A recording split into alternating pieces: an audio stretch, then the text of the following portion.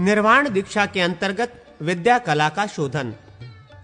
भगवान शिव कहते हैं, स्कंद, पूर्ववर्तीनी कला प्रतिष्ठा के साथ विद्या कला का संधान करें तथा पूर्ववत उसमें तत्व वर्ण आदि का चिंतन भी करें। उसके लिए मंत्र इस प्रकार हैं। ओम हा ही हूं हा, ये संधान मंत्र है। राग, शुद्ध विद्या, नियति, कला, काल, माया तथा अविद्या, ये 7 तत्व तथा र, ल, व, श, श, स, ये 6 वर्ण विद्या कला के अंतर्गत बताए गए हैं। प्रणव आदि 21 पद भी उसी के अंतर्गत हैं। अब रुद्रों और भुवनों का स्वरूप बताया जाता है। प्रमथ, वामदेव, सर्वदेव उद्भवो, भवोद्भव, वज्रदेव, प्रभु, धाता, क्रम, विक्रम, सुप्रभ, बुद्ध, प्रशांत नामा, ईशान, अक्षर, शिव, सशिव, बभ्रु, अक्षय, शंभु, अदृष्ट रूपनामा, रूपवर्धन, मनोन्मन, महावीर, चित्रांग तथा कल्याण, ये 25 भुवन एवं रुद्र जानने चाहिए। विद्या कला में अघोर मंत्र है। म और र बीज हैं। कुशा और हस्त जिह्वा 2 नाड़ियां हैं।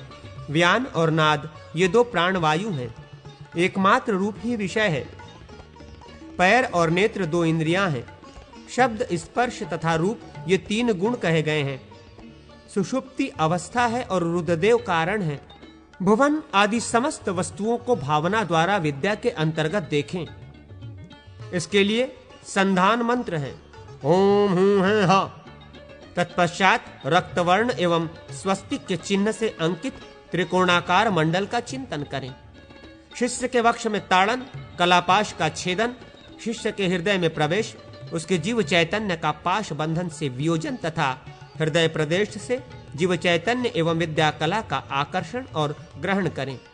जीव चैतन्य का अपने आत्मा में आरोहण करके कलापाश का संग्रहण एवं कुंड में स्थापन भी पूर्वोक्त पद्धति से करें। कारण रूप रुद्र देवता का आवाहन पूजन आदि करके शिष्य के प्रति बंधनकारी न होने के लिए उनसे प्रार्थना करें। माता पिता का आवाहन आदि करके सशु शिष्य के हृदय में ताड़न करें। पूर्वोक्त विधि के अनुसार पहले अस्त्र मंत्र द्वारा हृदय में प्रवेश करके जीव चैतन्य को कलापाश से विलक करें। फिर उसका आकर्षण एवं ग्रहण करके अपने आत्मा में संयोजन करें। फिर वामा उद्धव मुद्रा द्वारा वागीश्वरी देवी के गर्भ में उसके स्थापित होने की भावना करें। इसके बाद देह संपादन करें।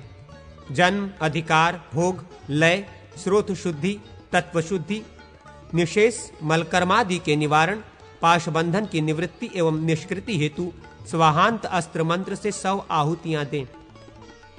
तदनंतर अस्त्र मंत्र से पाश बंधन को शिथिल करना, मल शक्ति का तिरोधान करना, कलापाश का छेदन, मर्दन, वर्तुलीकरण, दाह, अंकुराभाव संपादन तथा प्रायश्चित कर्म पूर्वोक्त रीति से करें।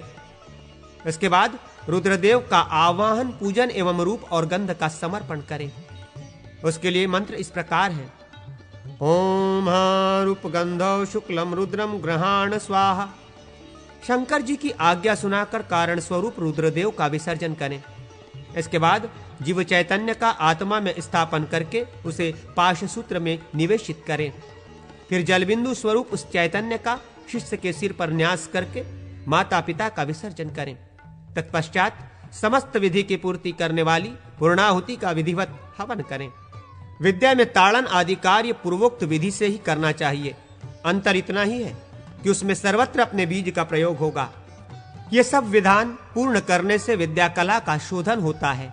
निर्वाण दीक्षा के अंतर्गत शांति कला का शोधन। भगवान शंकर कहते हैं, स्कंद, पूर्वोक्त मार्ग से विद्या कला का शांति कला के साथ विधि पूर्वक संधान करें। उसके लिए मंत्र है। ओम हा हूं हा। शांति कला में 2 तत्व लीन हैं। वे दोनों हैं ईश्वर और सदाशिव। हकार और शकार ये 2 वर्ण कहे गए हैं। अब भुवनों के साथ उन्हीं के समान नाम वाले रुद्रों का परिचय दिया जा रहा है। उनकी नामावली इस प्रकार है। प्रभव, समय, शुद्ध, विमल, शिव, धन, निरंजन, अंकार, सुशीरा, दीप्ताकरण, प्रदशेश्वर, कालदेव, सूक्ष्म, और अंबुजेश्वर या भुजेश्वर, ये 14 रुद्र शांति कला में प्रतिष्ठित हैं। व्योम व्यापिने व्योम रूपाय सर्वव्यापिने शिवाय अनंताय अनाथाय अनाश्रिताय ध्रुवाय शाश्वताय योगपीठ संस्थिताय नित्य योगिने ध्यानाहराय, ये 12 पद हैं। पुरुष और कवच ये 2 मंत्र हैं। बिंदु और जकार ये 2 बीज हैं। अलंबुषा और यशा ये 2 नाड़ियां हैं। क्रकर और कूर्म ये 2 प्राणवायु हैं। त्वचा और हाथ ये 2 इंद्रियां हैं। शांति कला का विषय स्पर्श माना गया है। स्पर्श और शब्द ये 2 गुण हैं और एक ही कारण है। ईश्वर इसकी तुरीयावस्था है। इस प्रकार भुवन आदि समस्त तत्वों की शांति कला में स्थिति का चिंतन करके पूर्ववत ताड़न, छेदन, हृदय प्रवेश, चैतन्य का वियोजन, आकर्षण और ग्रहण करें। फिर शांति के मुख सूत्र से चैतन्य का आत्मा में आरोहण करके कला का ग्रहण कर उसे कुंड में स्थापित कर दें। तदनंतर ईश से इस प्रकार प्रार्थना करें, हे ईश, मैं इन मुमुक्षु को तुम्हारे अधिकार में दीक्षित कर रहा हूं, तुम्हें इसके अनुकूल रहना चाहिए। फिर माता पिता का आवाहन आदि और शिष्य का ताड़न आदि करके चैतन्य को लेकर विधिवत आत्मा में योजित करें। तत्पश्चात पूर्ववत माता पिता के संयोग की भावना करके उद्भवा नाड़ी द्वारा उस चैतन्य का हृदय मंत्र से संपुटित आत्मबीज के उच्चारण पूर्वक देवी के गर्भ में नियोजन करें। देहोत्पत्ति के लिए हृदय मंत्र से, जन्म के हेतु शिरो मंत्र से, अधिकार सिद्धि के लिए शिखा मंत्र से, भोग के निमित्त कवच मंत्र से, लय के लिए शस्त्र मंत्र से, स्रोत शुद्धि के लिए शिव मंत्र से तथा तत्व शोधन के लिए हृदय मंत्र से 5-5 आहुतियां दें। इसी तरह पूर्ववत गर्भाधान आदि संस्कार भी करें। कवच मंत्र से पाश की शिथिलता एवं निष्कृति के लिए 100 आहुतियां दें। मल शक्ति तिरोधान के उपदेश से शस्त्र मंत्र द्वारा 5 आहुतियों का हवन करें। इसी तरह पाश वियोग के निमित्त भी 5 आहुतियां देनी चाहिए। तदनंतर अस्त्र मंत्र का 7 बार जप करके बीजयुक्त अस्त्र मंत्र रूपी कटार से पाश का छेदन करें। उसके लिए मंत्र इस प्रकार है, ओम हं शांति कलापाशाय नमः, हं हुं फट।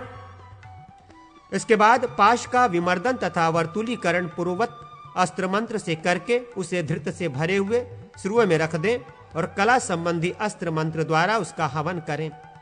फिर पाशांकुर की निवृत्ति के लिए अस्त्र मंत्र से 5 आहुतियां दें और प्रायश्चित निवारण के लिए 8 आहुतियों का हवन करें।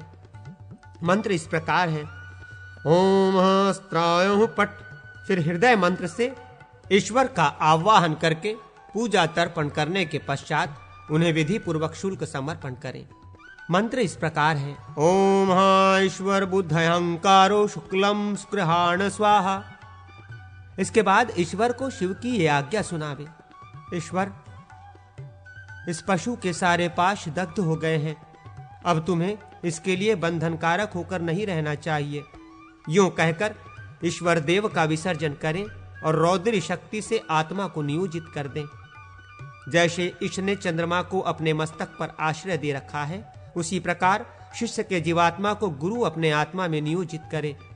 फिर शुद्धा उद्धव मुद्रा के द्वारा इसके सूत्र में संयोजना करे और मूल मंत्र से शिष्य के मस्तक पर अमर बिंदु स्वरूप उस चैतन्य सूत्र को रखे। तदनंतर पुष्प आदि से पूजित अग्नि के पिता माता का विसर्जन करके विज्ञ पुरुष समस्त विधि की पूर्ति करने वाली पूर्णाहुति प्रदान करे। इसमें भी पूर्ववत ताड़न आदि करना चाहिए। विशेषतः कला संबंधी अपने बीज का प्रयोग होना चाहिए। इस प्रकार शांति कला की शुद्धि बताई गई।